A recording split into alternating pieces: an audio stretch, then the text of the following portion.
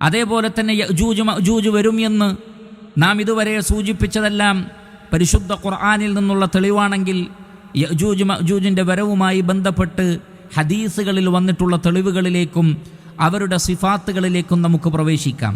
ഇമാം ബുഖാരി റഹിമഹുല്ലാ അദ്ദേഹത്തിൻ്റെ സ്വഹീഹിൽ ഉദ്ധരിക്കുന്നു, അൻ ഉമ്മി ഹബീബ ബിൻതി അബി സുഫിയാൻ അൻ സൈനബ ബിൻതി ജഹ്ഷിൻ റളിയല്ലാഹു അൻഹുന്ന അന്ന നബിയ സല്ലല്ലാഹു അലൈഹി വസല്ലം ദഖല അലൈഹ ഫസ്അൻ യഖൂൽ. ഉമ്മു ഹബീബ റളിയല്ലാഹു തആല അൻഹ അല്ലെങ്കിൽ സൈനബ് ബിൻത് ജഹ്ഷ് റളിയല്ലാഹു തആല അൻഹ അവരിൽ ഒരാളുടെ അടുക്കലേക്ക് അള്ളാഹുവിൻ്റെ റസൂൽ വളരെ പരിഭ്രമിച്ചുകൊണ്ട് പ്രവാചകൻ ഒരിക്കൽ കയറി ചെന്നു.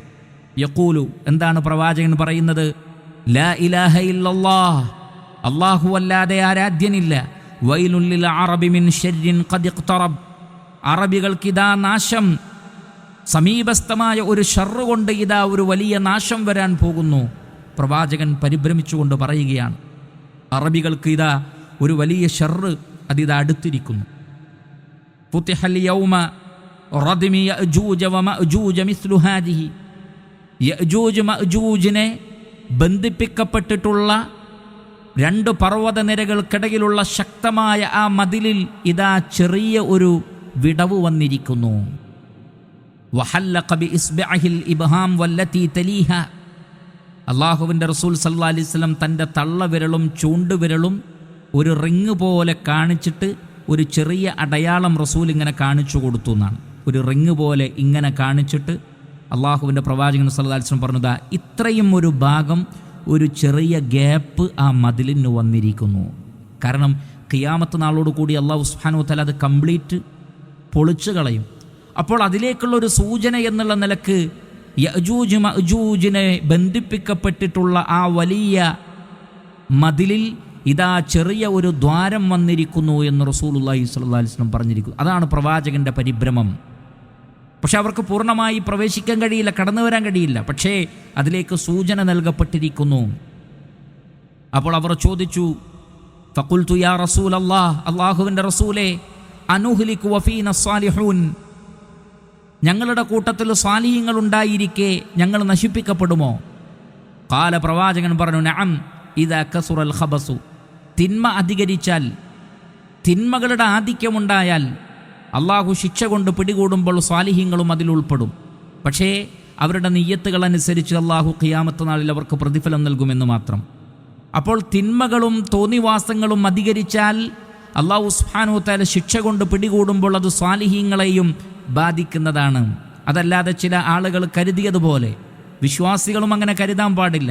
ഒരു പരീക്ഷണം, ഒരു പ്രയാസം അള്ളാഹു മനുഷ്യർക്ക് ഉദ്ദേശിച്ചാൽ അതിൽ വിശ്വാസികൾ മാറി നിന്ന് അവർക്ക് ഒന്നും ബാധിക്കാതെ അവർ ഈ പരീക്ഷണങ്ങളും ഒന്നുമില്ലാതെ വേറിട്ട് നിൽക്കുമെന്നവർ വിചാരിക്കേണ്ടതില്ല. അവരും ആ പരീക്ഷണത്തിൽ ഉൾപ്പെടും. അതാണ് പരിശുദ്ധ ഖുർആൻ പറഞ്ഞത്, വത്തഖൂ ഫിത്നതൻ ലാ തുസീബന്നല്ലദീന ളലമൂ മിൻകും ഖാസ്സ, നിങ്ങളൊരു ഫിത്നയെ ഭയപ്പെടണം. നിങ്ങളുടെ കൂട്ടത്തിലെ വാലിമീങ്ങളെ മാത്രമല്ല അത് പിടികൂടുക, മറിച്ച് സ്വാലിഹീങ്ങളെയും അത് പിടികൂടും. അതേപോലെ തന്നെ സത്യനിഷേധികളായ ആളുകൾ ചോദിക്കാറുണ്ട്, നിങ്ങൾ അള്ളാഹുവിൻ്റെ ആളുകളാണെങ്കിൽ പിന്നെ നിങ്ങൾക്കെന്തുകൊണ്ടാണ് രോഗമുണ്ടാകുന്നത്? അതിനുമുള്ള മറുപടി പ്രവാചകൻ 14 നൂറ്റാണ്ട് മുമ്പ് പറഞ്ഞു വച്ചിട്ടുണ്ട്. സഹാബികൾ അത് ചോദിച്ച് ക്ലിയർ ചെയ്തിട്ടുണ്ട്. അനഹ്ലികു വഫീന സ്വാലിഹൂൻ, അനഹ്ലികു വഫീന സ്വാലിഹൂൻ, സ്വാലിഹീങ്ങൾ ഉണ്ടായിരിക്കെ ഞങ്ങൾ നശിപ്പിക്കപ്പെടുമോ? പ്രവാചകൻ പറഞ്ഞു, അതെ. തിന്മകൾ അധികരിച്ചാൽ ശിക്ഷ വരുമ്പോൾ എല്ലാവരെയും പിടികൂടും, സ്വാലിഹീങ്ങളെയും വാലിമീങ്ങളെയും പിടികൂടും. പക്ഷേ സ്വാലിഹീങ്ങൾക്ക് നാളെ ഖിയാമത്ത് നാളിൽ ഉന്നതമായ സ്ഥാനം അല്ലാഹു സുബ്ഹാനഹു വ തആല നൽകും എന്നു മാത്രം.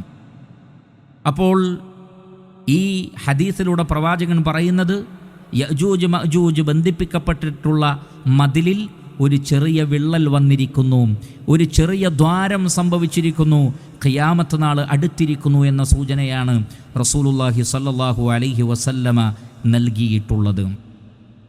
അതേപോലെ തന്നെ ഇമാം മുസ്ലിം റഹിമഹുല്ലാ അദ്ദേഹത്തിൻ്റെ സ്വഹീഹിൽ ഉദ്ധരിക്കുന്നു, ഫബൈനമാ ഹുവ കദാലിക്, അഥവാ ഈസാ അലൈഹിസ്സലാത്തു വസ്സലാം വരുന്നു, ദജ്ജാലിനെ വകവരുത്തുന്നു.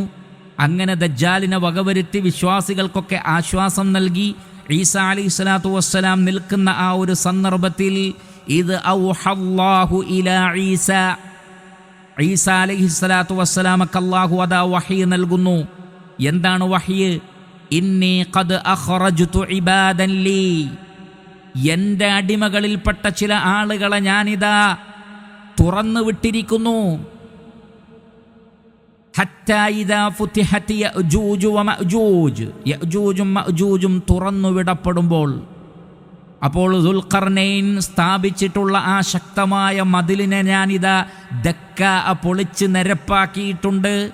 ആ അടിമകളെ ഭൂമിയിലേക്ക് ഞാനിതാ തുറന്നു വിട്ടിരിക്കുന്നു എന്ന് ഈസാ അലൈഹി സ്വലാത്തു വസ്സലാമയെ അള്ളാഹു അറിയിക്കുന്നതാണ്. അപ്പോൾ യഅജൂജ് മഅജൂജ് വരുന്നത് ഈസാ അലൈഹി സ്വലാത്തു വസ്സലാം ഉണ്ടാകുമ്പോഴാണ്. പ്രധാനപ്പെട്ട 4 അടയാളങ്ങൾ ഒരേ സമയത്താണ് ഉണ്ടാവുക എന്ന് മനസ്സിലാക്കുക. മഹ്ദി ഇമാം ഈസാ അലൈഹി സ്വലാത്തു വസ്സലാം വരുമ്പോൾ ഇവിടെ ഉണ്ടാകുമെന്നതാണ് ഏറ്റവും പ്രബലമായ അഭിപ്രായം. നാം അതുമായി ബന്ധപ്പെട്ട് വിശദീകരിച്ചിട്ടുണ്ട്. 2 ദജ്ജാൽ ഇവിടെ ഉണ്ടാകും. മൂന്നാമത്തത് ഈസാ അലൈഹി സ്വലാത്തു വസ്സലാമയുടെ സാന്നിധ്യം. 4-മത്തത് അതേ സന്ദർഭത്തിലാണ് യഅജൂജും മഅജൂജും ഉണ്ടാകുന്നത്. അപ്പോൾ ഇതാ ഞാൻ എൻ്റെ അടിമകളിൽ ചിലരെ തുറന്നു വിട്ടിരിക്കുന്നു എന്ന് ഈസാ നബിയോട് പറയപ്പെടും. ലാ യദാനി ലി അഹദിൻ ബിഖിതാലിഹിം, മനുഷ്യരിൽ ഒരു വിഭാഗത്തിനും അവരെ നേരിടാൻ കഴിയില്ല എന്നാണ്. ലാ യദാനി എന്ന് പറഞ്ഞാൽ ലാ താഖത, ഒരു സമൂഹത്തിനും അവരെ എതിരിടാൻ കഴിയില്ല എന്നാണ്. ലി അഹദിൻ ബിഖിതാലിഹിം, അവരോട് യുദ്ധം ചെയ്യാൻ, അവരെ യുദ്ധം ചെയ്ത് തോൽപ്പിക്കാൻ ആർക്കും സാധ്യമല്ല. എത്രത്തോളം എന്ന് ചോദിച്ചാൽ ഈസാ അലൈഹി സ്വലാത്തു വസ്സലാം നമുക്കറിയാം ലോകം കണ്ട ഏറ്റവും വലിയ പരീക്ഷണം ദജ്ജാലാണ്. യഅജൂജ് മഅജൂജിനേക്കാൾ വലിയ പരീക്ഷണം ദജ്ജാലാണ്. എന്തുകൊണ്ടാണത്? ദജ്ജാൽ എന്ന് പറഞ്ഞ ഒരു വ്യക്തിയാണ്. യഅജൂജ് മഅജൂജാകട്ടെ നേരത്തെ പറഞ്ഞു, നരകത്തിലെ 1000 ആളുകളിൽ 999 ആളുകളും യഅജൂജ് മഅജൂജിൽപ്പെട്ടവരായിരിക്കും. എങ്കിൽ എത്രമാത്രമാണ് അവരുടെ എണ്ണം എന്ന് നോക്കൂ. അത്രയും എണ്ണം ആളുകൾ ഉണ്ടെങ്കിലും അതിനേക്കാൾ വലിയ പരീക്ഷണം ദജ്ജാലാവുന്നത് എന്തുകൊണ്ടാണ്? അതാണ് വളരെ പ്രധാനപ്പെട്ട ഒരു പോയിന്റ് നാം മനസ്സിലാക്കേണ്ടത്. ദജ്ജാലിനെ കൊണ്ടുള്ള ഉപദ്രവം എന്നത് ശാരീരികമെന്നതിനേക്കാൾ, കാരണം മനുഷ്യരെ അധികമൊന്നും അവൻ ഉപദ്രവിക്കുകയില്ല. ദജ്ജാൽ ഒരാളെ വധിച്ചു കളയും എന്നതിനപ്പുറം കൂടുതൽ ആളുകളെ അവന് വധിക്കുകയില്ല എന്നാണ് പ്രഗത്ഭമായ പണ്ഡിതാഭിപ്രായം. അതാണ് പ്രവാചകൻ ആ ഹദീസിൽ സൂചിപ്പിച്ച ആ വ്യക്തിയെ. അത് തന്നെ ആ വ്യക്തി ജീവിച്ചു വരും. പിന്നെ ആ വ്യക്തിയെ പിടികൂടാൻ ദജ്ജാലിന് കഴിയില്ല. ദജ്ജാലിൻ്റെ പരീക്ഷണം ആത്മീയമാണ്. എന്ന് പറഞ്ഞാൽ ഞാൻ റബ്ബാണെന്ന് പറഞ്ഞുകൊണ്ട് മഹാഭൂരിപക്ഷം ജനങ്ങളെ ആദർശപരമായി അവൻ വഴിതെറ്റിക്കും. അതിൻ്റെ കൂടെ നാം നേരത്തെ സൂചിപ്പിച്ചതുപോലെയുള്ള അവൻ്റെ മറ്റു പരീക്ഷണങ്ങളും രണ്ടും കൂടിയാകുമ്പോൾ അത് പരീക്ഷണത്തിൻ്റെ മേൽ പരീക്ഷണമാണ്. എന്നാൽ യഅജൂജ് മഅജൂജ് കടന്നു വന്നാൽ ആദർശപരമായിട്ടുള്ള ഒരു പ്രശ്നം അവരുടെ ഭാഗത്ത് നിന്ന് അധികമൊന്നും ഉണ്ടാവുകയില്ല. അവരുടെ ചില അഹങ്കാരമുള്ള പ്രയോഗങ്ങളല്ലാതെ അതെന്താണെന്ന് നാം വിശദീകരിക്കും. അതിനപ്പുറത്ത് ഞങ്ങൾ റബ്ബാണെന്നോ ദൈവമാണെന്നോ വാദിച്ചുകൊണ്ട് ജനങ്ങളെ ആ നിലക്ക് അവർ പരീക്ഷിക്കുകയില്ല. പക്ഷേ അവരുടെ ഉപദ്രവം, അവർ സമൂഹത്തിലുണ്ടാക്കുന്ന ഫിത്നകൾ, ഫസാദുകൾ, കുഴപ്പങ്ങൾ, കൊലപാതകങ്ങൾ അത് വമ്പിച്ചതായിരിക്കുമെന്നാണ്. അതുകൊണ്ട് തന്നെ ദജ്ജാലിനെ ഈസാ അലൈഹി സ്വലാത്തു വസ്സലാം നേരിട്ടു. പക്ഷേ ഈസാ അലൈഹി സ്വലാത്തു വസ്സലാമയോട് അള്ളാഹു പറയുകയാണ്, ഞാൻ ഇപ്പോൾ തുറന്നുവിടുന്ന ഈ സംഘത്തെ നേരിടാൻ നിങ്ങൾക്കാർക്കും സാധ്യമല്ല. ഈസാ അലൈഹി സ്വലാത്തു വസ്സലാമക്ക് പോലും സാധ്യമല്ല. ഈസാ നബിയുടെ കൂടെ ഉണ്ടാകുന്ന വിശ്വാസികളുടെ സംഘത്തിന് പോലും സാധ്യമല്ല യഅജൂജ് മഅജൂജിനെ നേരിടാൻ. അതുകൊണ്ട് അല്ലാഹു സുബ്ഹാനഹു വ തആല എന്തു പറയും? ഫഹർരിസ് ഇബാദി ഇല തൂർ, ഒരു പർവ്വതത്തിലേക്ക് കയറി രക്ഷപ്പെട്ടോ. അത് തൂർ പർവ്വതമാകാം, അതല്ലെങ്കിൽ പർവ്വതത്തിനും സാധാരണ തൂർ എന്ന് പറയാറുണ്ട്. അതുകൊണ്ട് നിങ്ങളൊരു പർവ്വതത്തിലേക്ക് കയറിക്കോളൂ, എന്നിട്ട് രക്ഷപ്പെടാനാണ് പറയുന്നത്. വിശ്വാസികളായ ആളുകളെ സംരക്ഷിച്ചുകൊണ്ട് ഈസാ അലൈഹി സ്വലാത്തു വസ്സലാമയോട് നിങ്ങൾ പർവ്വതത്തിൻ്റെ മേലോട്ട് കയറിക്കോളൂ എന്നാണ് പറയുന്നത്. അങ്ങനെ ആ സംഘം വരും. വയബഅസുല്ലാഹു യഅജൂജ വമഅജൂജ്, അങ്ങനെ യഅജൂജിനെയും മഅജൂജിനെയും അള്ളാഹു തുറന്നുവിടും സമൂഹത്തിലേക്ക്. അപ്പോഴേക്ക് ഈസാ നബിക്ക് നേരത്തെ തന്നെ അള്ളാഹു ഇൻഫർമേഷൻ കൊടുക്കും, ഇങ്ങനൊരു സംഘം വരുന്നുണ്ട്, വേഗം പർവ്വതത്തിൻ്റെ മേലെ കയറി ഒളിച്ചിരിക്കാൻ, രക്ഷപ്പെടാൻ പറയും. അതുകൊണ്ട് തന്നെ സത്യവിശ്വാസികൾ ഈസാ അലൈഹി സ്വലാത്തു വസ്സലാമയുടെ കൂടെ സുരക്ഷിതമായ ഒരു സ്ഥലത്ത് എത്തിപ്പെടുന്നതാണ്. അൽഹംദുലില്ലാഹ്.